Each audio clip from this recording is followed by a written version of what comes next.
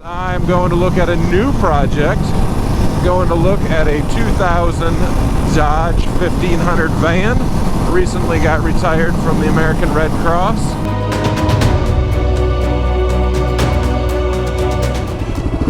There's our van.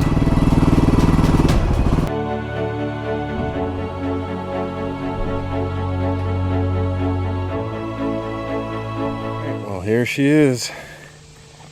Made it back home.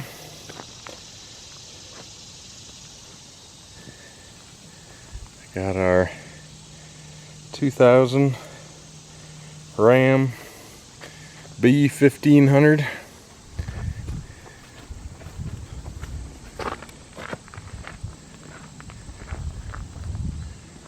Gonna be our new project vehicle. A little camper van, utility van action here. Not sure if you can see or not, but this was you kind of see some faint markings there. This was an American Red Cross van, and it's not perfect, but it's rust free. It runs like a top. It's got low miles. Just a good, solid, basic old van. So take a quick look inside here just so you can see, and then we'll get everything unloaded. Seats are in great shape.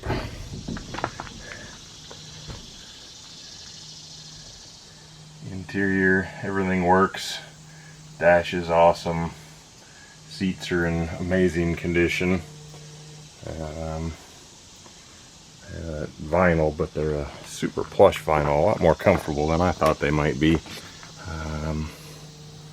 So very happy.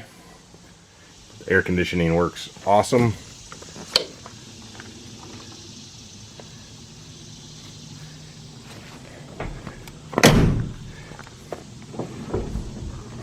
Everything's good and solid.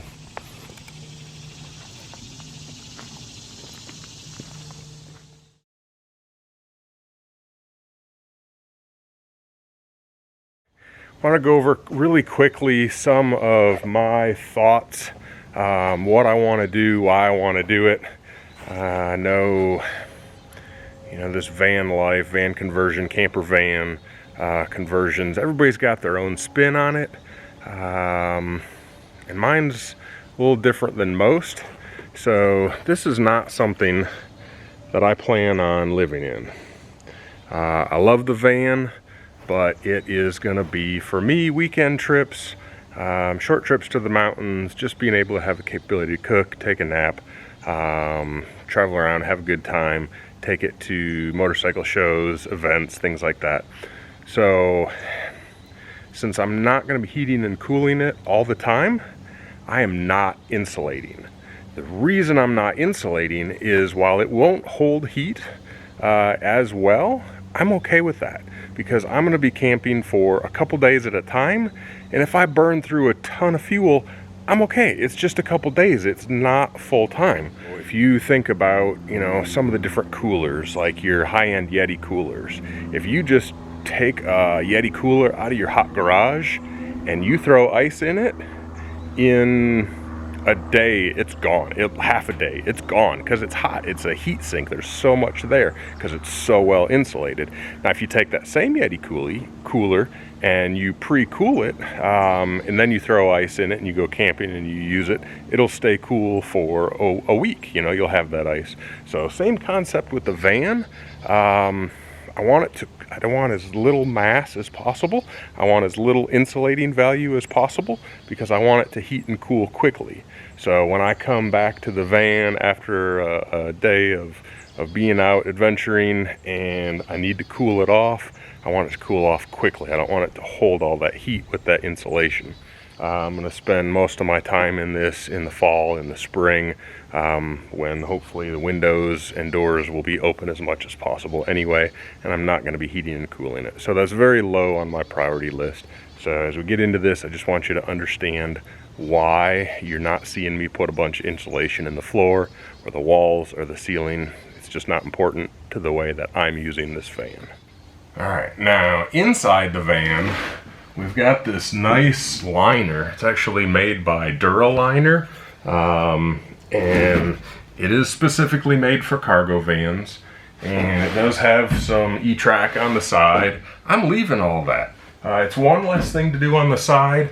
I will do some headliner work, make it a little more appealing up here, but like this whole wall, for example, it's gonna be tucked in and hidden behind shelves anyway. So I don't see a point in ripping all this out just to have it mostly hidden anyway. So one less thing to do for me, which I like simple. And now there's one exception to that, and that's going to be all the doors. So when you get looking at the doors, these panels here, they're just the same standard plastic panel, but they're not functional. So behind this, there's a lot of empty space. So we'll be cutting this out some. We're replacing these, and we're going to have some more capability as far as either flip up tables, drop down tables, more storage behind doors to capture anything that you might store in there. So there are going to be some changes on that front, but I'm very happy that on the interior I've got a nice clean starting point that doesn't need a lot of work. So step one, we'll go ahead and address the floor, and then I'll kind of, once we get the floor in, I'll do a little better job of showing you guys how I'm going to utilize this space. So I do want this to be a utility vehicle still. I want to be able to haul stuff, but I'm also going to have the bed in here that converts to a couch, capability to hang out, so if I'm camping and the weather turns crappy, starts raining, I'm still comfortable in here, and I do have a comfortable place to sleep as well. So stay tuned and we'll get moving on this van conversion.